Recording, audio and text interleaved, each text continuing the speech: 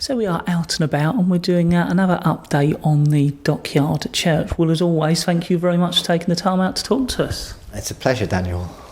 So how are things going? Well, we are suddenly finding ourselves going full throttle at the moment. We are employing our first professionals on the project.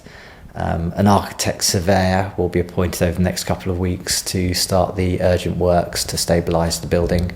We are starting some works to repair and make safe the portico on Monday. That's Monday the 26th. I don't know when this broadcast will go out. And we're also, most importantly, recruiting at the moment for a project organiser. And that role has been funded by several charities, including the Architectural Heritage Fund, a charity called the Pilgrim Trust that do a lot of support work for architectural projects, historic buildings. And I'm pleased to say Swale Borough Council, who have put £6,000 in the pot as well. So that person will be starting within the next month or so and will carry the project through, will be a full-time person working to submit our big funding application to the Heritage Lottery Fund next year. So at last we've got some paid support to get the project moving forward quickly, because we're all volunteers and don't always have the time. So what else has been happening? I know you had an event recently. Did that go well? Yeah, we had an art event, sort of community art event, with where people were invited to come and learn about the church, do some drawing. There were some various activities for children. It was a fun day, but very, very wet. So numbers were drastically reduced from the last open day we had. If you remember, it was a beautiful day, September. So it was a little disappointing, but it's still worth doing. And it's good because even if people don't come, the public and the local community see things are going on, and they see that it's active, and that we're continuing to look at ways to engage the people here with the building. Now, you also held a fundraising event.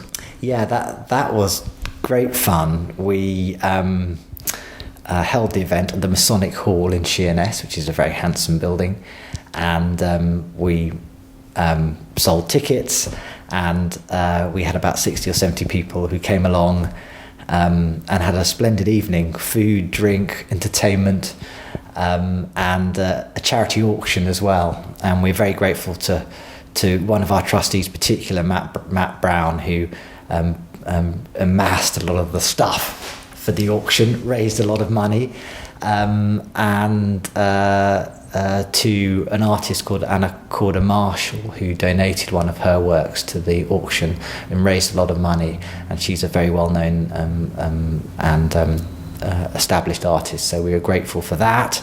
And lastly, while I'm on the thank yous, I should thank Melvin Hopper from the Heritage Micro Pub in Halfway, because he really organised the event and got us in there, and we raised over £1,000 for the charity, so it was a big success. So is there anything else you're working on that you wanted to let our listeners know about? Yeah, there is. Alison Young, who's our community and outreach officer, who's worked on a lot of those other events and open days and school projects that we've done, is working up a big project to be funded, we hope, by the Heritage Lottery Fund, which will be a 2-year reminiscences project, which will look at gathering together memories, recollections of the church and its community. So I would just make a plea to any of your listeners who have memories of the building, have particular stories to tell, which can help us build a history, a social history of the building, to let us know. So if our listeners would like to get in contact with you, especially on that area you've just spoke about, how would they do that?